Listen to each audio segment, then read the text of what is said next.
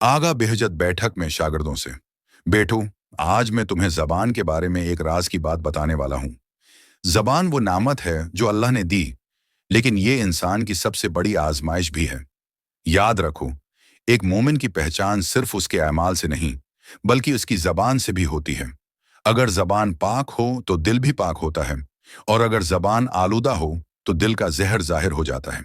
बेटा, मैंने अपनी उम्र में ऐसे लोग देखे हैं जो ज़ाहिरी इबादत में बहुत आगे थे, नमाज रोज़ा जियारात सब कुछ करते थे, लेकिन उनकी ज़बान दूसरों के गोशत खाती थी। गैबत, चगली, मजाक उड़ाना, ये सब उनकी आदत थी। यकीन करो, ऐसे लोगों के अमाल आसमान तक नहीं पहुंचते, क्योंकि रसूल खुदा ने फरमाया है, गैबत एक भाई का मुर्दा गोशत खाने के बराबर है। जबान का जख्म तलवार के जख्म से भी ज्यादा खतरनाक है। तलवार का जख्म वक्त के साथ भर जाता है, मगर जबान का जख्म सालों दिल में रहता है। एक नादान जमला, एक कड़वा तंज और एक झूठ, ये तीन चीजें ऐसे दरवाजे खोल देती हैं जिनसे शैतान तुम्हारे पूरे ईमान में दाखिल हो जाता है। बेटा, अगर तुम वाकई मेहदवी जवान बनना चाहते हो तो जबान पर पहरा लगाओ।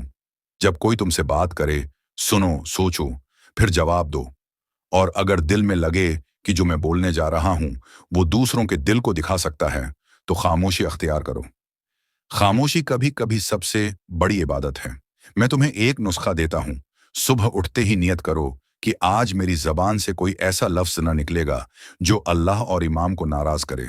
दिन में जब भी बात करो, अपने दिल से कहो, ये जमला अगर मैं इमाम के सामने बोलूं तो क्या वो खुश होंगे। रात को सोने से पहले सोचो, आज मेरी जबान से कितने दिल खुश हुए और कितने दुखी। याद रखो, जिसकी जबान से खैर निकलती है उसके लिए जमीन और आसमान में दुआएं की जाती हैं, और जिसकी जबान से शर निकलता है उससे इमाम भी राजी नहीं होते।